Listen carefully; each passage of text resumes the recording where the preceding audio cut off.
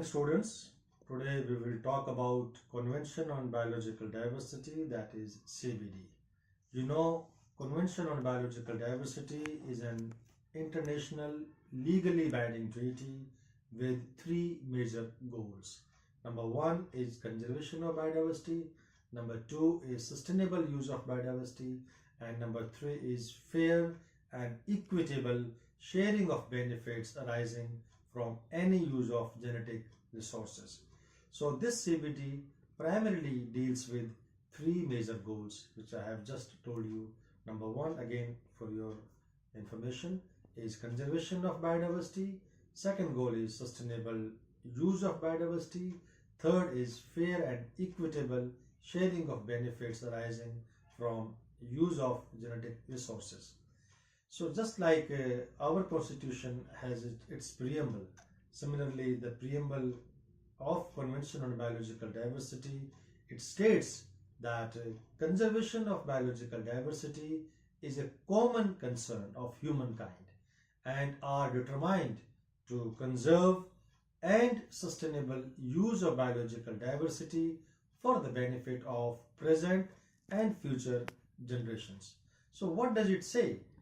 This simply stresses that the conservation of biological diversity is a common concern of humanity or humankind, but recognizes that nations have sovereign rights over their own biological resources and will need to address the overriding priorities of economic and social development and eradication of poverty.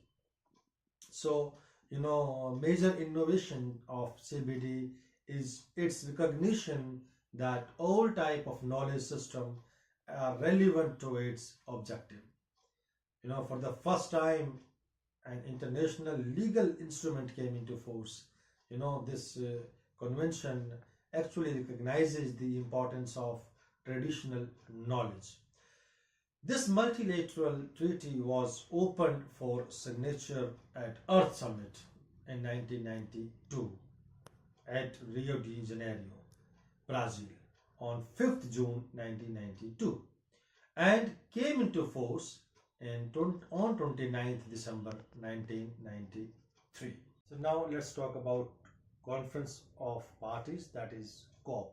This is the ultimate authority of all governments that have ratified this treaty, and this meets every 2 years to review the progress, set certain priorities and commit to work plans. And this is the highest governing body, as I have told you, and during this meet they also adopt resolutions and other formal decisions to help guide resource management in signatory countries. At CBD COP 10, that was held in Nagoya, Japan, the signatory countries adopted a strategic plan for biodiversity conservation 2011 to 2020, and that included the HE biodiversity targets. HE targets 14 and 15 in particular. They call for restoring and safeguarding ecosystems that provide essential services and restoring a minimum of 15% degraded ecosystems by 2020. The president of COP is the most important position at the Conference of Parties. This position is usually held by the environment minister of the host country. So before moving further, let us have some discussion regarding the history, how this CBD came into existence. The origins of this modern attempt to manage global biodiversity that can be traced back to United Nations Conference on Environment, Human Environment, held in Stockholm in 1972. That explicitly they identified biodiversity conservation as a priority area. In 1973, then action plan was introduced for developing the programs and priorities were adopted at the first session of UNEP, and there they identified three important things. Key themes were there. One was conservation of nature, wildlife, and genetic resources as the priority areas. Seeds were sown in 1972, then 73, then in 1980. Another very important landmark. It was becoming clear, apparent at this time that traditional conservation methods alone would not be sufficient to arrest the decline of biological diversity, and new approaches has to be developed or would be needed to address collective features to manage human environment. So, Declaration of World Conservation Strategy was formulated in 1980s. Then in 1983, establishment of apical, establishment of special independent commission to report on environment development issues, including strategies for sustainable development, was decided. And then in 1987, the real landmark in the history of biodiversity conservation or sustainable development was World Commission report came in 1987, which we call Our Common Future. It is also known as Brundtland Commission or Brundtland Report. So this report probably was there when the talk of sustainable development came into existence, and the countries all over the world, they came on a common platform and to talk about the issues pertaining to biodiversity conservation and sustainable development.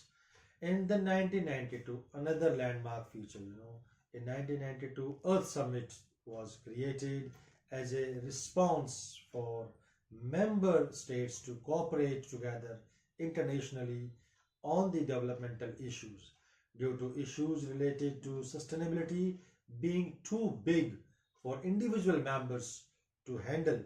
So, Earth Summit was held as a platform for other countries to come together and have a collaborative nature or agreements, and that was very, very important Earth Summit. And two important subsidiary agreements of CBD came into effect. That was, one was Cartagena Protocol, another was Nagoya Protocol. Cartagena Protocol, that was held in Montreal, Canada. This was on biosafety. It was adopted on 29th January 2000 and came into existence or force on 11 September 2003. Very important. This protocol was, it was on biosafety. This establishes a series of rules and procedures, including the Advanced Information Informed Agreements, that is AIA, for the first meeting, International Transboundary Movement of Living Modified Organisms, GMOs. So there are specific provisions to ensure that GMOs or LMOs are handled, packaged, and transported safely, and importing parties have access to all necessary information for making informal decisions on whether or not to accept living modified organisms imports. Then Nagoya Protocol, that was held in Nagoya, Japan, that was signed on 29th October 2010 and became effective from 12 October 2014. The aim of this protocol is simply the implementation of one of the three objectives of CBD. That was the fair and equitable sharing of benefits arising out of the utilization of genetic resources, thereby contributing to conservation and sustainable use of biodiversity. So, how many countries all over the world are involved in CBD? The CBD is considered universally approved as 193 parties are a part of this convention. Only there are four countries in the world or member of UN which have not signed this treaty. They are South Sudan, USA, Vatican City, and Andorra. So, what is the status of India regarding CBD? India, is one of the earliest signatories of this convention on biological diversity and became party in early 1994. India enacted Biological Diversity Act 2002 for giving effect to provisions of CBD. So what does this Biological Diversity Act says? The Act of Parliament of India for Preservation of the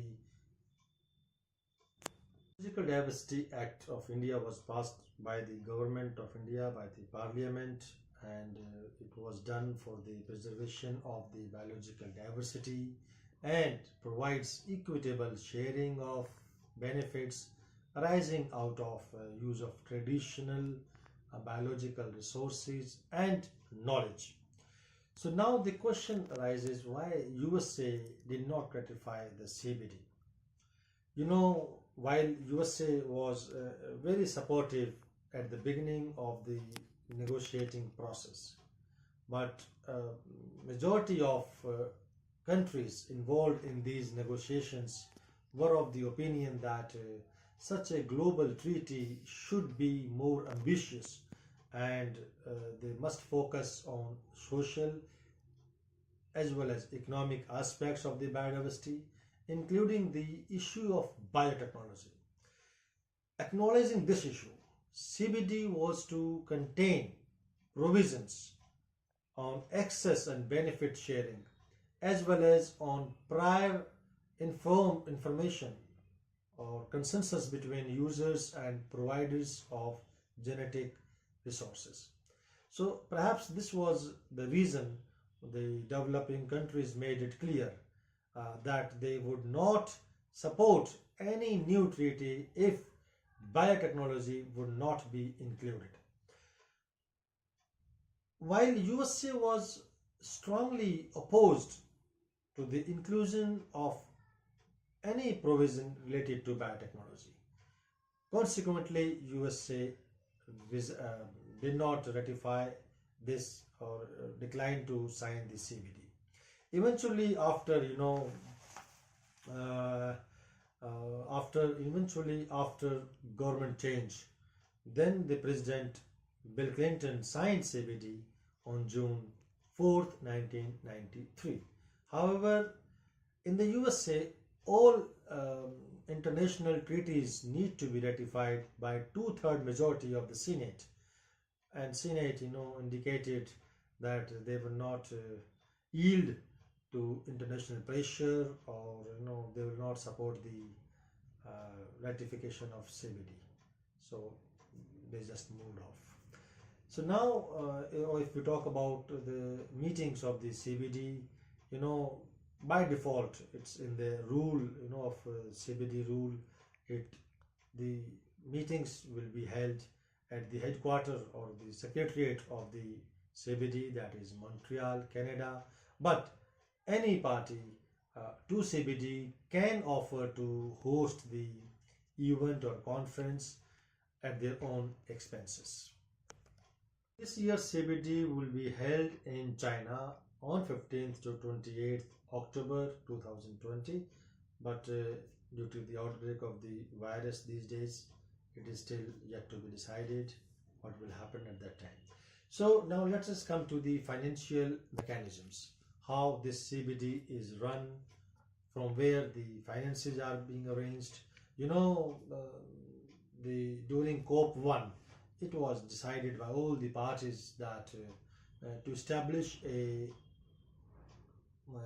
trust fund to meet administrative cost of the convention, including the maintenance of secretariat, and financial rules for its use were formulated. So budget is primarily coming from two sources. First is assessed contribution, another is voluntary contribution. In assessed contribution, there is a mandatory membership fees that all parties to the CBD are required to pay. These mandatory contributions are collected based on the scale of assessments that are agreed upon by UN General Assembly every 3 years. Regarding voluntary contributions, these, in addition to the mandatory contributions, they can be given by any country on their own. That they are also known as in-kind contribution. For example, they can support logistically. There is a provision for a meeting, venue free of charge, or provisions on of additional man mans or staff. So there are two kind of provisions are there for the financial support to this CBD.